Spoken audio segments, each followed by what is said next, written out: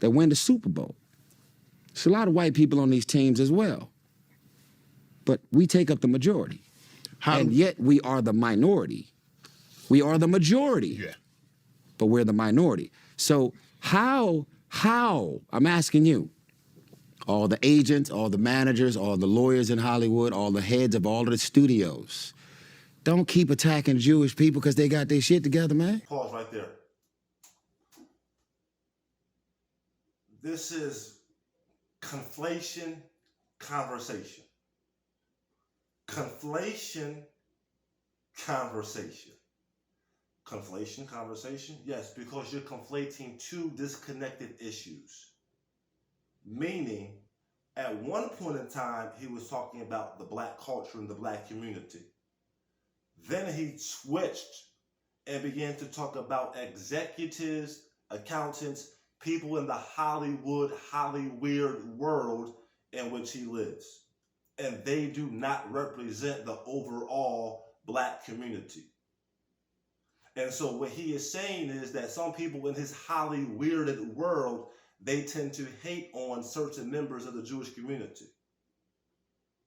But the main issue which he conflates is he's showing that, well, let me be fair, because first he's saying that the black community is fragmented, because he uses that word time and time again throughout the video pertaining to that of the black community. Fragmentation, they're fragmented, meaning their culture, there are people who are not connected. They cannot be trusted around each other. They have a crab in a barrel mentality. This is what he is alluding to in this interview. This is what I'm hearing. If that's not fair, then let me know that's not fair, but that's what I'm hearing. And the reason why I'm hearing this is because I've heard this time and time again over the decades. And now I'm going to take the chance to pour some juice on this. The time is now. And so when I heard these conversations, I always make mention you're ignoring one key principle. And so I waited, and that was in conversations in the past. And now I waited to hear this conversation between him and Shannon Sharp.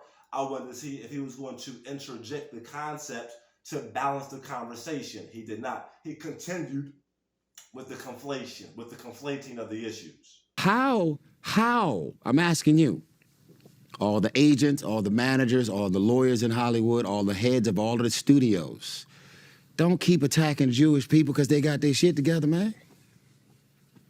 Don't, all the press, the media, the news outlets and all that everybody's got this big problem with. They own it, they run it, they operate it, they control it, whatever that might be. What's the problem? You mad at a community of people that got their shit together?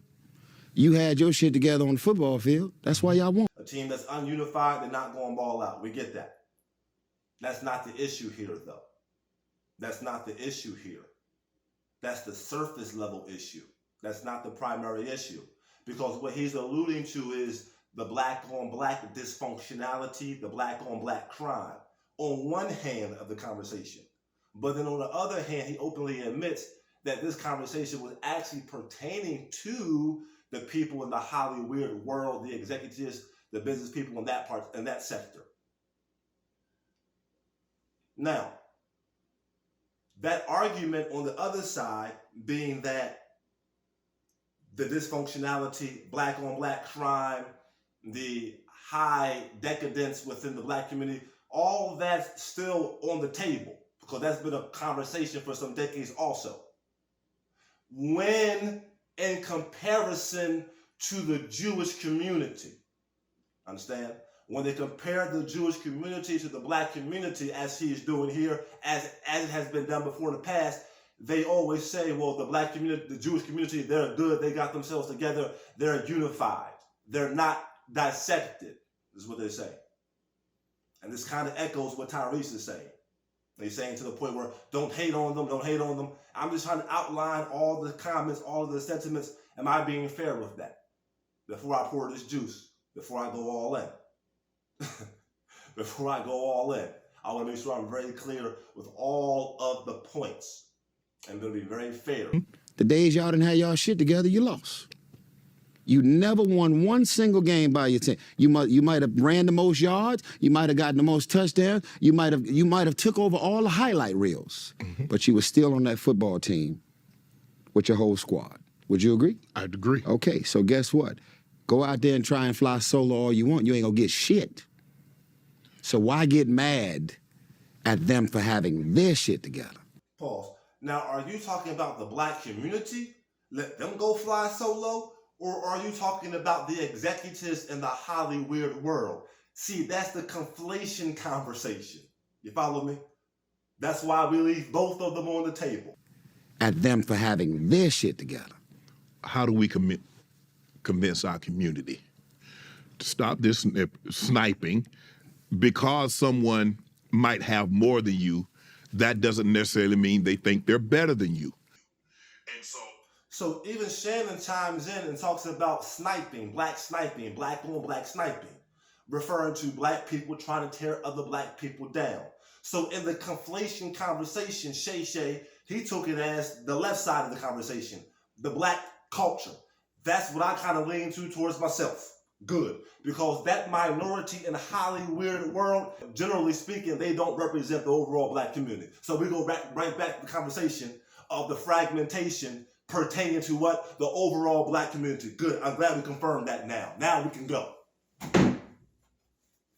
Now, finally, all that word salad. Huh? All that word salad. Now we can go. I'm brief. This is not for Tyrese. This is for all of those that have had sentiments similar to this as a Tyrese. Ma'am, sir, Tyrese,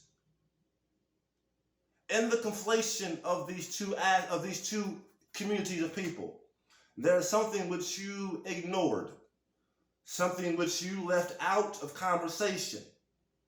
I don't know if it was done out of ignorance or if it was done it was done on purpose. Ignorance is to not know, to have ignored something, to have not known something. On purpose is a little bit more malicious. What is that concept? What is that thinking? What you speak of there, Bar? Reparations, the R word. He's failed to acknowledge the fact that the Jewish community has received their reparations, land, and economic justice.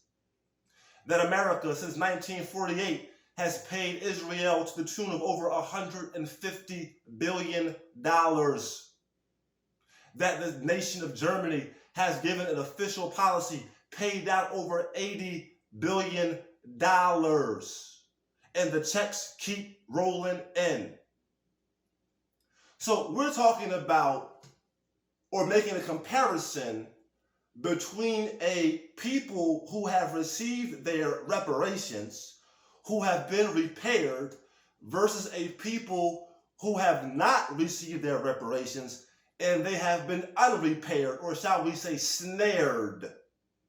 Because a part of the reparations package for the Jewish community was they also have received what? Land, money, economic justice. The black Americans who built America, they received no land, they received no money. Oh, what about affirmative action and welfare, the Bar? Go to HELL with that ridiculous sentiment. We already did a video on this. We showed you how affirmative action benefited every other minority except the one that it was originally intended for. Welfare, please check out Osley, Kentucky. Proportionally speaking, we know who dominates welfare, and we also know who it was intended and created for. Welfare takes many forms, but it is not reparations, ma'am nor sir. Reparations is not a handout. I am not begging for it. Talk to the richest black person in America. Granted, they are not of that 15% who are anti-reparationists. The Sambos, of course. Aside from them, talk to a rich black millionaire. I don't care how much money they have. I guarantee you they want their reparations check. It is not just economics. It is a blood debt. It's a spiritual debt. It's a spiritual principle here. It's a spiritual principle here involved to repair what has been destroyed or tried or almost destroyed, to repair or to reparate, to compensate, to amend what has been severely and grossly and justly broken. You follow me? And so one group has received their reparations, the other group has not. That's an unfair, imbalanced conversation. Once that group who has not received reparations receive their reparations, then you can make a fair comparison and a fair assessment. But until that day, no, you can't do it. And the fact that you did not make mention, of the R word in this conversation is somewhat alarming to the bar. You dare make mention of the black on black sniping, the black on black hate, the black on black violence and decadence and things of that nature, but you didn't make mention of the black on black economic injustice. Because all these maladaptive characteristics which you speak of, they essentially are an extension of economic injustice. So that would have been the most appropriate time to use your platform to speak on reparations, to speak on economic justice. Yeah, you're good, and so what? I get that.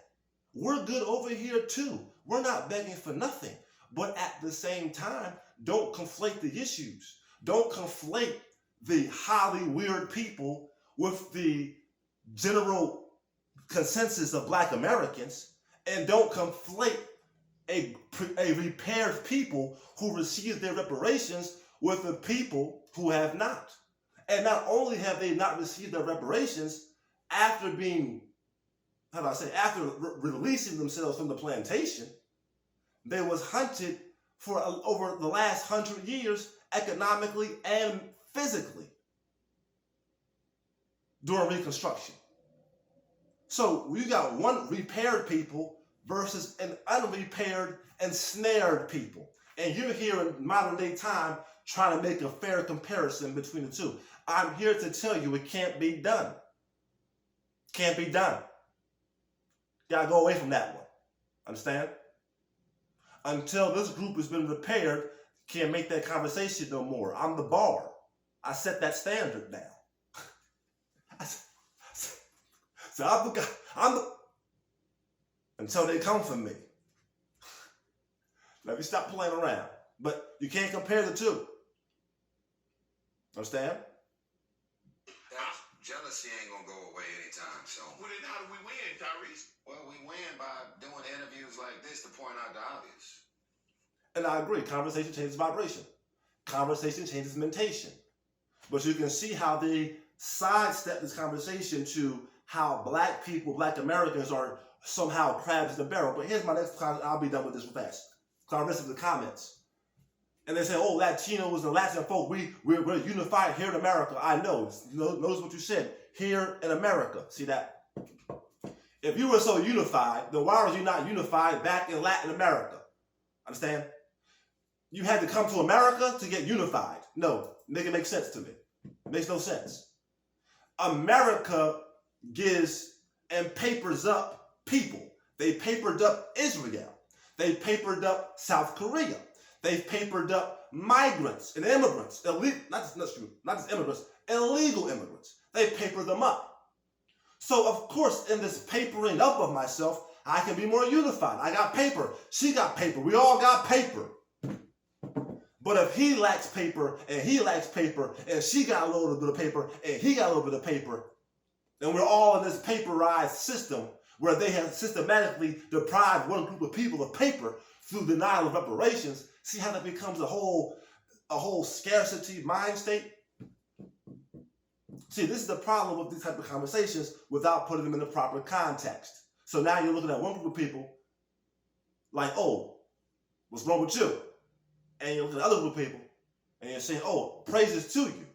But you're not asking what happened between the two. Jealousy ain't gonna go away anytime soon. Well, then how do we win, Tyrese? Well, we win by doing interviews like this to point out the obvious.